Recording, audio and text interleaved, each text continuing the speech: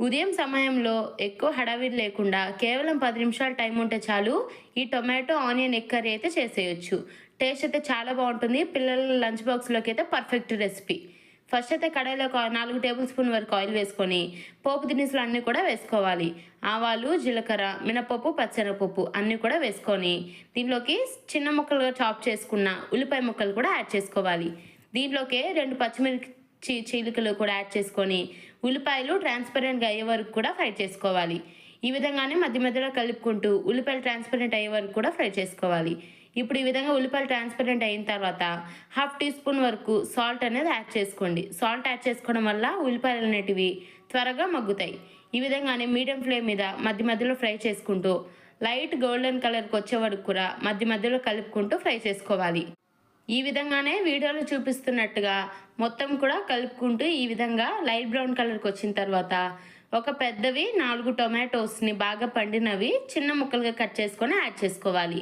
అలానే ఒక half tea spoon వరకు పసుపు వేసుకొని టొమాటో ఆనియన్ మొత్తం కలిసి పసుపు పచ్చివాసన పోయే వరకు కూడా బాగా కలుపుకోవాలి. మనకి ఈ టొమాటో ఆనియన్ కర్రీకి ఆయిల్ కొంచెం ఎక్కువగా ఉంటేనే బాగుంటుంది టేస్ట్ అనేది. అలానే పిల్లలు కూడా చాలా ఇష్టంగా తింటారు. ఒక్కసారి ఈ విధంగా ట్రై చేయండి. ఇంక ఈ విధంగానే పసుపు కూడా వేసిన తర్వాత మొత్తం కలిసే విధంగా ఈ విధంగానే మధ్య మధ్యలో కలుపుకుంటూ కూడా ఈ విధంగా బాగా కలుపుకొని ఆయిల్లోనే మంచిగా ఫ్రై చేసుకోవాలి. ఇప్పుడు టమాటో ముక్కలు మెత్తబడిన తర్వాత ఒక చిన్న టీ స్పూన్ అంతా అల్లం వెల్లుల్లి పేస్ట్ అనేది వేసుకోవాలి. అల్లం వెల్లుల్లి పేస్ట్ ఎలా తయారు చేసుకోవాలో ఆల్రెడీ మన పేజ్లో అప్లోడ్ చేస్తున్నాను. యూట్యూబ్లో కానీ ఇన్స్టాగ్రామ్లో కానీ చెక్ చేయండి. అలానే అల్లం వెల్లుల్లి పేస్ట్ వేసిన తర్వాత కూడా పచ్చివాసన పోయే వరకు కూడా బాగా ఫ్రై చేసుకోవాలి. అల్లం వెల్లుల్లి పేస్ట్ అప్పటికప్పుడు ఫ్రెష్గా చేసుకొని వేసుకుంటే టేస్ట్ ఇంకా బాగుంటుంది. ఇప్పుడు ఈ టొమాటో ఆనియన్ కర్రీలోకి మసాలా పొడి ఎలా తయారు చేసుకోవాలి ఈ వీడియోలో చూపిస్తాను. ఈ మసాలా పొడి ఆల్ ఇన్ వన్ పొడి అనమాట. నాన్ వెజ్ రెసిపీస్కైనా వెజ్ రెసిపీస్కైనా దేంట్లోకైనా యూజ్ చేసుకోవచ్చు. టేస్ట్ చాలా బాగుంటుంది ఈ పొడి వేసుకోవడం వల్ల. ఇంకా ఎలా తయారు చేసుకోవాలో చూసేద్దాం. ఫస్ట్ అయితే మిక్సీ జార్లోకి దోరగా వేయించుకొని పూర్తిగా చల్లార్చి పెట్టుకున్న 2 కప్పుల ధనియాలు అయితే వేసుకోవాలి. ఇప్పుడు ఇదే కప్పుతో 1 కప్పు నిండుగా ఎండు కొబ్బరిని ఈ విధంగా ముక్కలుగా కట్ చేసుకొని యాడ్ చేసుకోవాలి. ఒక 10 వెల్లుల్లిని కూడా దీంట్లోనే యాడ్ చేసుకున్న తర్వాత మనం బిర్యానీస్ లాంటి వాటిలోకి ఎక్కువగా వాడుతూ ఉంటాం కదా ఈ చెక్క లవంగాలు, ఇవి కూడా 2 ఇంచుల చెక్క, అలానే ఒక 6 నుంచి 7 లవంగాలు అయితే యాడ్ చేసుకోండి. యాడ్ చేసుకున్న తర్వాత ఒక టీ స్పూన్ వరకు జీలకర్ర కూడా యాడ్ చేసుకొని ఇది మొత్తం కూడా మెత్తటి ఫైన్ పౌడర్లా అయితే గ్రైండ్ చేసుకోవాలి. వీలైనంత మెత్తగా అయితే గ్రైండ్ చేసుకోండి. ఈ విధంగా మెత్తటి ఫైన్ పౌడర్లా గ్రైండ్ చేసుకున్నారు కదా, ఈ పొడిని మనం ఏ వెజ్ రెసిపీస్కైనా నాన్ వెజ్ రెసిపీస్కైనా కానీ యూజ్ చేసుకోవచ్చు. ఫ్రిడ్జ్లో స్టోర్ చేసుకుంటే 1 మంత్ వరకు ఫ్రెష్గా ఉంటుంది. 1 మంత్ వరకు యూజ్ చేసుకోవచ్చు. ఇప్పుడు ఈ పొడిని పక్కన పెట్టేసుకోండి.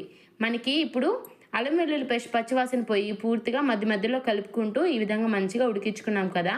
టొమాటో ఆనియన్ చూసారా ఎంత మంచిగా గుజ్జులా వచ్చిందో. ఇప్పుడు ఈ విధంగా టొమాటో ఆనియన్స్లోకి మీరు తినే కారం పట్టించి కారం అనేది యాడ్ చేసుకోండి. నేను ఇక్కడ ఒక చిన్న టీ స్పూన్ కారం అయితే యాడ్ చేస్తున్నాను. మనం ఆల్రెడీ పచ్చిమిర్చి వేసుకున్నాం కాబట్టి కారం అనేది చూసుకొని యాడ్ చేసుకోండి. మీ దగ్గర అవైలబుల్గా ఉంటే కరివేపాకు కూడా ఒక 2 రెమ్మలు ఈ స్టేజ్లో యాడ్ చేసుకోండి. ఫ్లేవర్ అనేది చాలా బాగుంటుంది.